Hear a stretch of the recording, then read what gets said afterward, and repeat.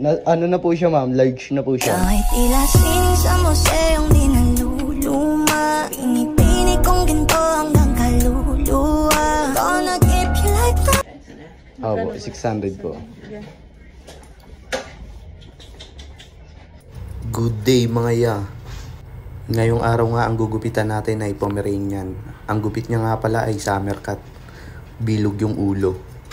Pinasummer cut na ni ma'am kasi mabilis daw umabay. Pero ang gupit talaga ng Pomeranian, bilog, pati yung katawan bilog.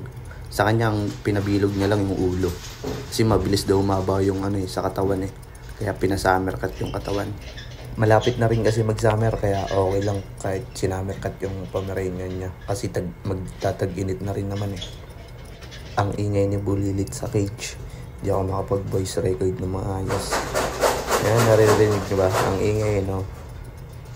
Ma'am, kung mapanood mo man to, sana magustuhan mo ang ginupit ko sa aso mo. Nakuha ko ba yung gusto mong gupit, ma'am? Bilog naman, ano?